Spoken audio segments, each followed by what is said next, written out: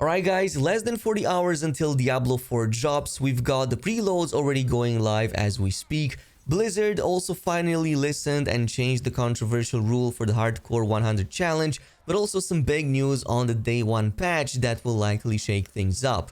In any case, if you haven't checked your games yet, which let's be honest, you probably did, yeah, the preloads are already live and you can go ahead and download the game. It's an 84 gig installation if you go with a high resolution pack, so just keep that in mind. However, early access, which you should see displayed right beneath the game if you have the proper edition, is just around the 40-hour mark for me at the time of recording this. Of course, this is for the deluxe and ultimate editions, as standard edition launches on the 6th. Global launch will happen at the same time around the world, but depending on your time zone, it could be either the 1st or the 2nd of June. So yeah, totally let me know down below in the comments how much your timer indicates right now. Let's move over to the next piece of news because the Hardcore 100 challenge got a pretty significant change. Some great news here, especially since it did manage to generate quite a bit of controversy from the fan base over the last week.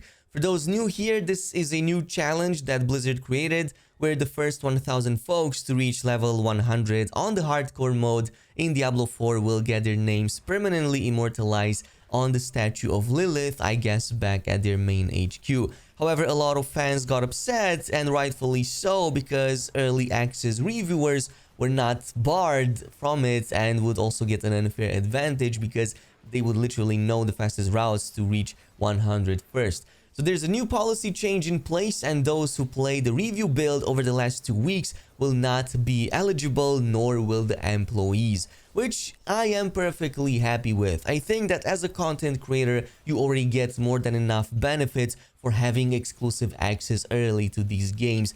Why need to take away even the last drop from somebody who might not have the same opportunities but is still extremely dedicated? I think this is an excellent move on Blizzard's part, done in the spirit of fairness, and can only bring more respect to the challenge going forward. Now there's a second surprise announcement for today, and it looks like it's a Diablo 4 tease that should happen later tonight. According to the game's director, people are going to be really surprised. So definitely not something that's already in game, since they let us cover all of it once the embargo lifted. That's why the only thing I can think of remaining is the first season, given how there's quite a bit of discussion and talks recently about unique seasonal items. And in the last developer stream, Blizzard confirmed that the first season is planned for mid-late July, with a possible date rumored being July 21st. So that's why I'm kind of setting my expectations in that direction. Of course, earlier last year, the team mentioned that they were aiming for up to 4 seasons per year, each with major new features, quest lines, enemies, legendaries, and so on. So it's entirely possible to see at least one more on top of the one planned for July. Now this is actually a pretty tight schedule, if I might say so. I would imagine that most players will have at least one character in the end game, with the most hardcore players at least one to level 100. But you're likely going to want to still play in the new seasons too, as they add new gameplay mechanics and also the permanent account-wide rewards. Stuff like legendary aspects that unlocking your Codex of Power by completing objectives in the new seasonal journey. However, to take part in all of this, you will need to create new characters. What happens if you're not that type of player, if you don't want to, or if you just enjoy staying on your fresh level 100 maxed out hardcore character that you got from day 1? Well, there is some good news for that too. So in response to a user question on what happens with the non-seasonal characters, this was the response from the game director. So yes, things like new legendary powers, new uniques, and any balance changes from seasons will transition to the Eternal Realm at the exact same time. However, stuff like seasonal mechanic powers and items that interact with these powers will be retired at the end of these seasons. So the way I'm reading this, you can just continue playing with your existing level 100 from the previous example, and now have a chance to drop some of the new uniques or maybe even new legendary powers by just continuing to play from where you left off. Given how you will likely already be on the Torment difficulty by then, you will probably have an advantage here until seasonal characters actually catch up. However, you will be missing out on everything else. This includes the new seasonal mechanics, the new quest lines and characters, and especially so the seasonal journey, which has its own objectives track with additional unlocks. some of which consist in actual legendary aspects that you can permanently unlock in the Codex of Power, which appears to be account-wide. And on top of that, you would also be missing on any exclusive cosmetics from the free and paid tiers of the battle passes that will be unique to each season.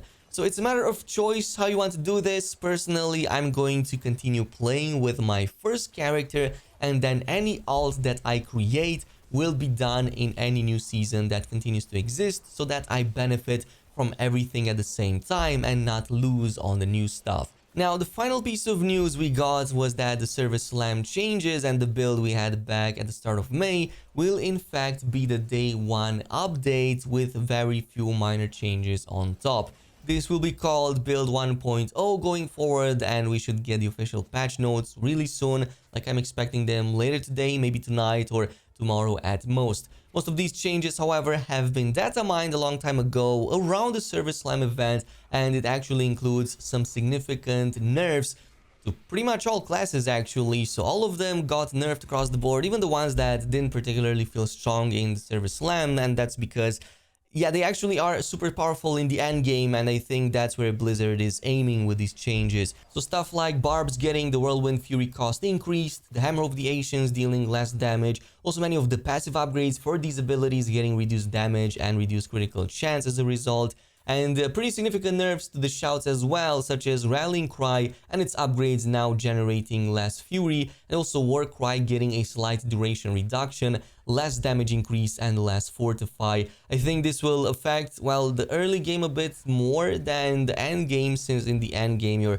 just going to have so many other ways to stay alive for longer and get so many other damage sources. On the other hand, classes like Druids got a few interesting buffs, but they kind of shift from the builds I really enjoyed. So for example, they buffed resource generation on skills like Maul and Earth Spike, which now give you a bit more, in this case, spirit as a result. I still don't like the Earth Spike ability, but the extra resource could be useful. On the other hand, I don't like they reduced the spirit given by Storm Strike, albeit only by 1 point, as it felt that this was one of the only abilities of the starting ones that I really enjoyed. Pulverize, annoyingly, it got slightly nerfed, but Lightning Storm, an already great skill, got some nice buffs in there, maybe an attempt for more build diversity. Otherwise, pets also got really good buffs, especially the wolves, and ultimates also seeing some love here, at least in terms of the better cooldowns. Now for Rogue, it looks like Blizzard wants us to focus a bit more on the other subterfuge skills like Smoke Grenade and Concealment, which both got slightly buffed, but that comes at the cost of getting pretty drastic nerfs to Twisting Blades. Well, one of them at the very least. Now the cooldown reduction on return went all the way down to 0.25 seconds per enemy from 1 second that it had before. So this made it possible to easily spam abilities soon after, because you would constantly make these swords pass through everything. So by the time a round was done, you would be able to cast another Shadow Imbuement, another Shadow Step, heck, even a clone after just a few seconds. I guess it makes sense, and I guess they also want us to give Flurry a try too, with its slight buff that it also got. And speaking of imbuements, they all kinda got nerfed, but Shadow was by far the highest. In this case, a pretty big nerf for the cooldown and the crit chance that it used to give. Now Sorcerer, it got a pretty big Chain Lightning and Hydra nerf, however other base and core skills did get a buff, so another clear attempt from Blizzard to promote other builds too. Which I don't mind, in fact. It's better to have multiple decent or good builds than just one that is too OP to ignore. However, it feels that they unnecessarily nerfed some of the Sorcerer defenses, so something like Align the Elements took a massive hit.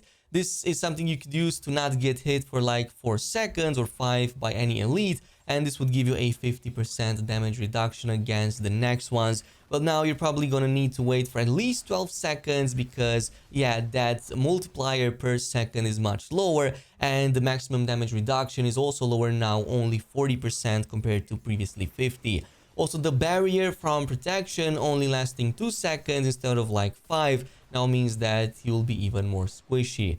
Necromancer gets buffs across the skeletal summons, but not the minions, which are still going to be like 2 shots away from dying. It feels like pretty much all Necros' entire arsenal was nerfed in both damage, resource generation and critical hit chance. It might make this the weakest of all the classes, but I'm not sure yet. I did not reach the max level with the Necromancer just yet, but I did feel some of these nerfs in the leveling stages. Anyway, this is pretty much it with the recent news. Let me know down below what you think. In the meantime, thanks so much for watching, and until next time.